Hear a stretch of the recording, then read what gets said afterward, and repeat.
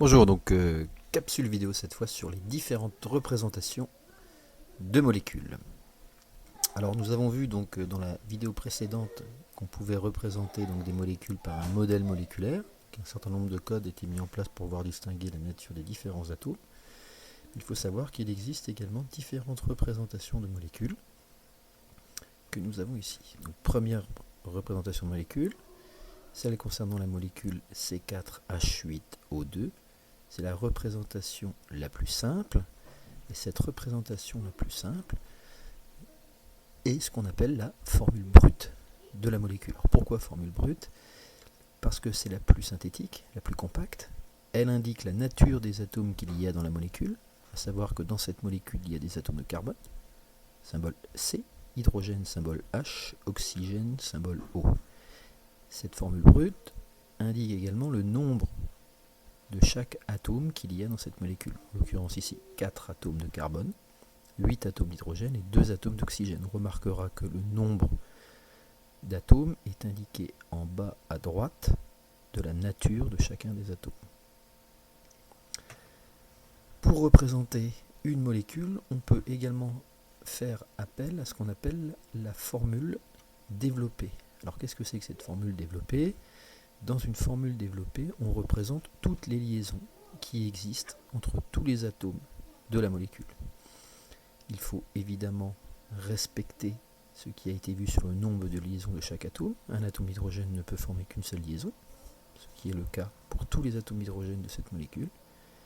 Un atome de carbone formera 1, 2, 3, 4 liaisons. Concernant l'oxygène, 1, 2 liaisons. Tout est respecté.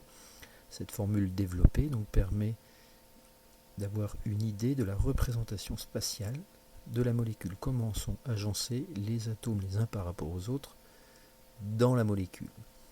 Toutes les liaisons seront à 90 degrés. C'est une modélisation, c'est une représentation. Ça ne représente pas ce qu'il y a dans la réalité. Dans la réalité, notamment au niveau des atomes de carbone, les liaisons ne sont pas 90 degrés. Mais dans la formule développée, on simplifie. C'est une modélisation. Enfin, troisième type de formule que nous utiliserons, c'est la formule semi-développée, un mix des deux. Alors là, dans cette vidéo, vous avez deux exemples. On va prendre la molécule du dessus, c'est H3, liaison CH2, liaison OH.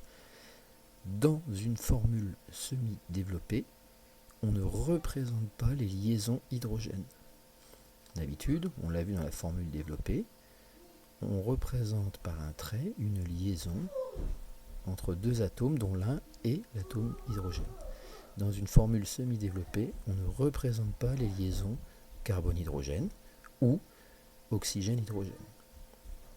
Plutôt que de mettre C, liaison H, liaison H, liaison H, on écrira donc CH3. On précisera tout de même le nombre d'atomes d'hydrogène reliés à l'atome de carbone. Ici, 3 hydrogènes reliés à ce carbone, 2 hydrogènes reliés au second carbone, 1 hydrogène relié à l'atome d'oxygène. Vous avez un deuxième exemple sur une molécule un peu plus complexe où on s'aperçoit en effet qu'il n'y a pas de trait, de tiret entre le carbone et l'hydrogène ici, ici, ici, ici. Il n'y a pas de tiret entre l'oxygène et l'hydrogène.